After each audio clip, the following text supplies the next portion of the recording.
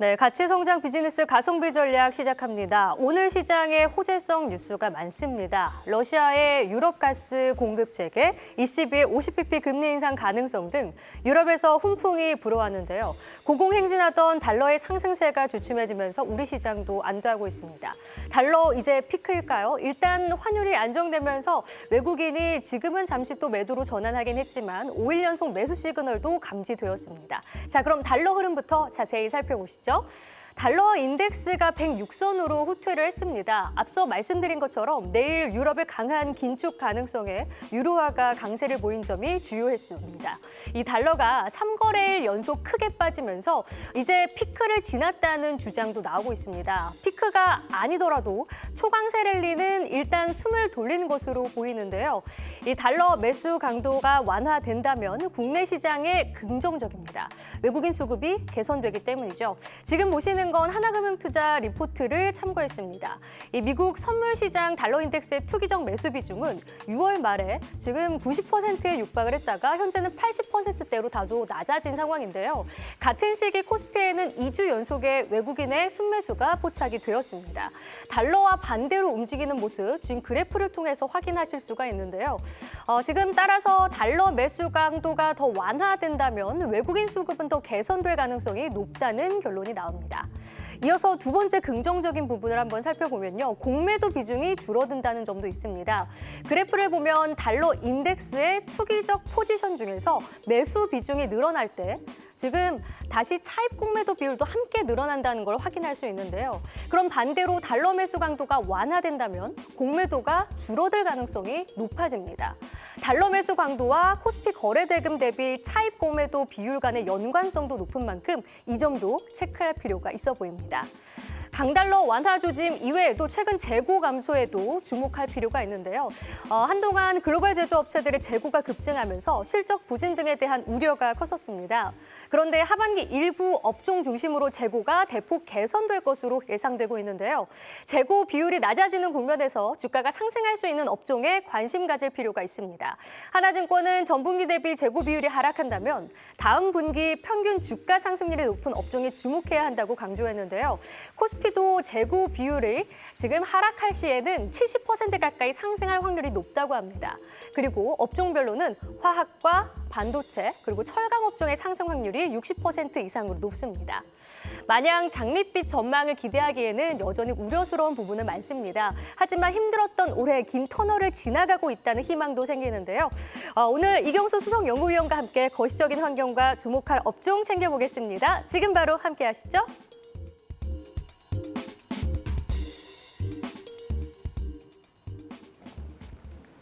네, 가성비 전략 오늘은 콘트 전문 베스트 애널리스트시죠. 하나증권의 이경수 수석연구원 모셨습니다. 안녕하세요. 네, 안녕하세요. 네. 네. 자, 오늘은 좀 주춤하긴 합니다만 최근 들어서 이제 외국인들이 이제 삼성전자를 비롯한 대형주 중심으로 좀 매수세를 좀 보였습니다. 이 수급에 좀 구조적인 변화가 생긴다고 보시는 건지? 구조적인 변화를 보이기에는 좀 아직은 이른 거 아닌가 이렇게 생각이 그래요? 듭니다. 일단은 뭐 잘 아시다시피 방금 이제 캐스터님께서도 말씀을 주셨지만은 지금 이제 달러 인덱스가 뭐 이제 일간 단위로 한 2% 정도는 빠졌어요. 네. 근데 이제 유로화가 올라가면서 전체적인 좀 빠진 측면이 좀 있고 이게 지금 안전자산 선호가 완화되는 그런 시그널이 나타나게 된다면 그 정도까지 되려면 이제 달러 인덱스가 한 100 이하까지는 내려가야 안정적으로 국내 증시에 대한 외국인들의 수급이 의미 있게 들어올 수가 있을 것이다 이렇게 생각이 들고요. 또 한 가지는 지금 이제 미국은 긴축을 하려고 하고 있고 중국은 이제 양적 완화를 하려고 하는 거잖아요. 네. 그러면서 이제 중국의 어떤 이 무역 수지를 계속해서 지금 생각을 할 것 같아요. 예.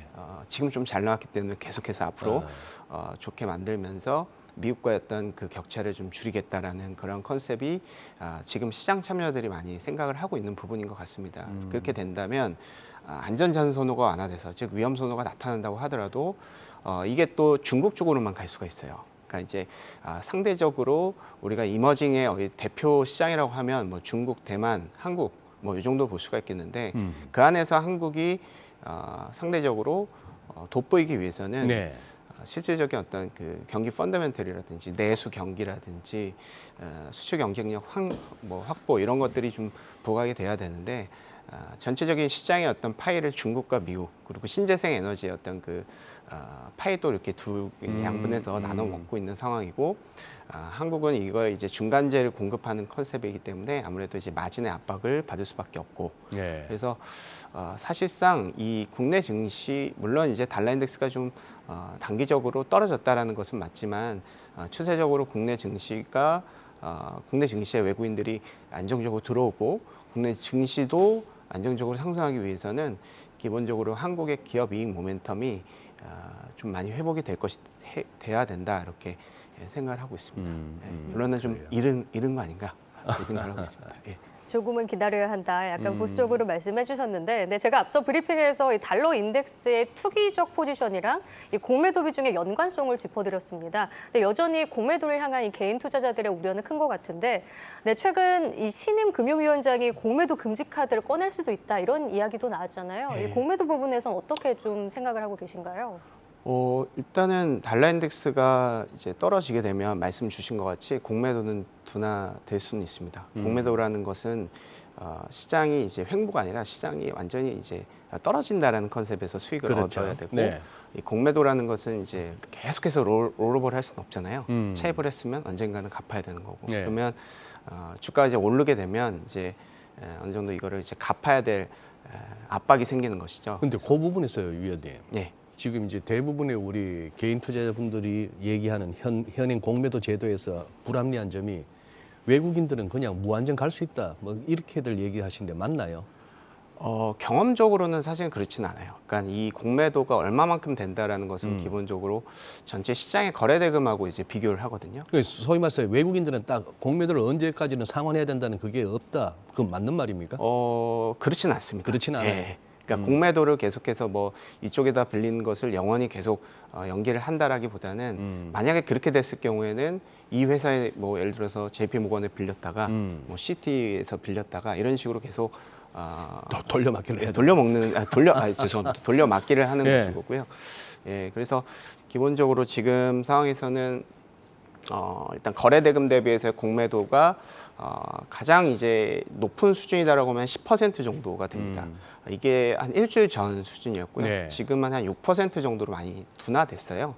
그래서 지금은 이제 공매도가 어느 정도 조금 시장의 어떤 그 강력한 숏에 대한 어떤 베팅에서 조금 회복이 되는 그런 컨셉은 반영이 됐다. 그래서 여기서 또 추가적으로 공매도가 해소가 될 것이냐라는 것은 또 시장에 대해서 또 다시 봐야겠죠. 그래서 공매도라는 변수도 사실은 선행의 지표라고 보기에는 좀 어려운 상황이 있는 거 아닌가 이렇게 생각이 듭니다.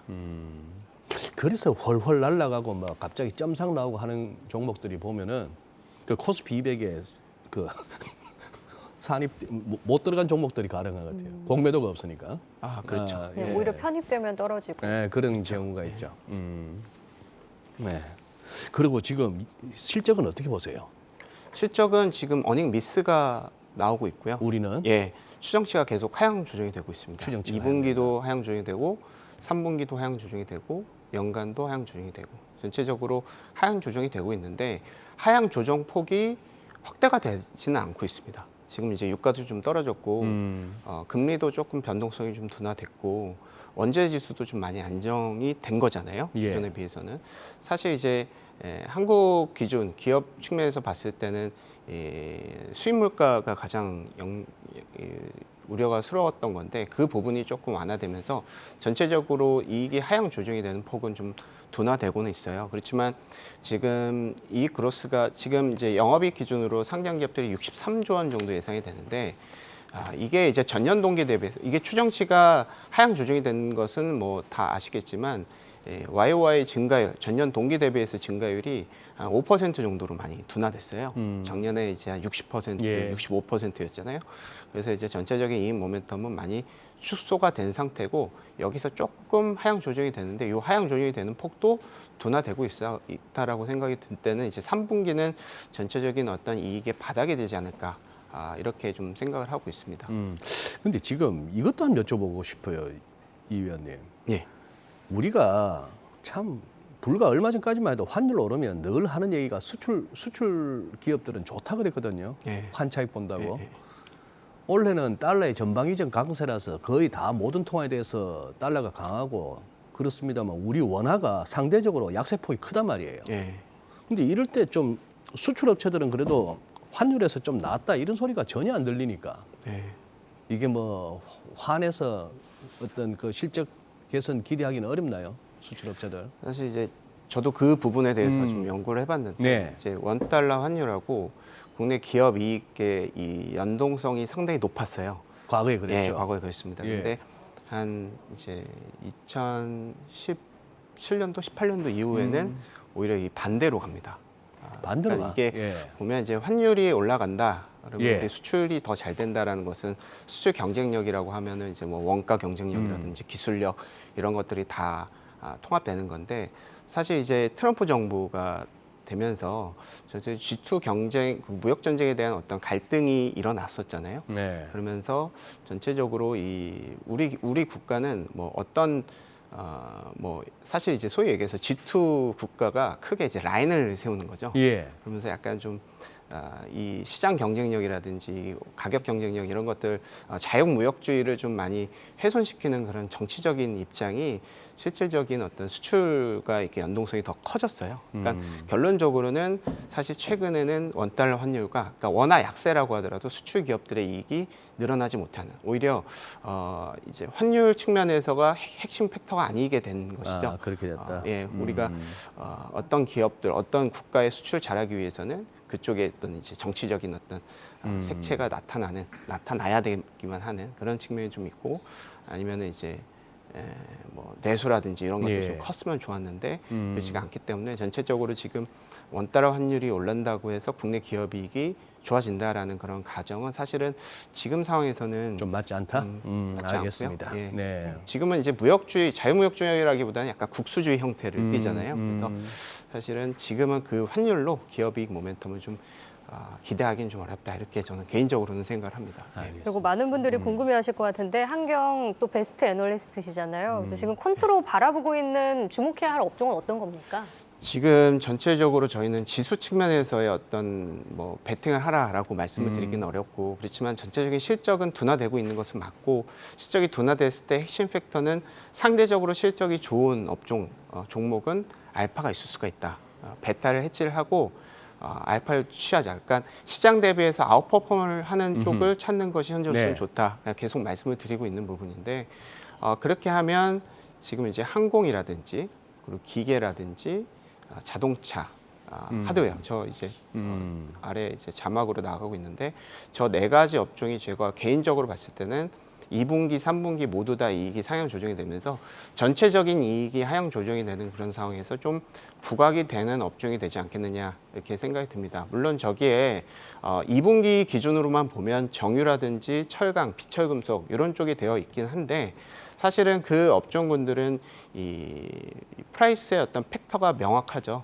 국제 유가라든지 국제 원자재 가격이라든지 금리라든지 이런 팩터가 명확하기 때문에 사실은 2분기는 상향 조정이 되지만 3분기는 추정치가 상향 조정이 되진 않아요. 그렇지만 저 네 가지 업종 같은 경우 항공, 기계, 자동차, 하드웨어 이쪽은 2분기, 3분기 연간 실적 모두 다 상향 조정이 되기 때문에 이쪽에 대한 관심을 갖는 이 알파 전략 측면에서 알겠습니다. 의미가 있지 않을까 예. 생각이 듭니다. 위원님 말씀 듣다 보니까 뭐 환호할 것도 그렇다고 뭐 비탄에 빠질 것도 아니고 지나친 낙관이나 지나친 비관도 지금은 다 어울리지 않는 그런 장인 것 같습니다. 하루하루가 좀 힘드네요, 그죠? 저도 그렇게 예. 생각합니다. 예. 지금까지 하나증권 이경수 수석연구원과 함께했습니다. 고맙습니다. 네, 감사합니다. 네.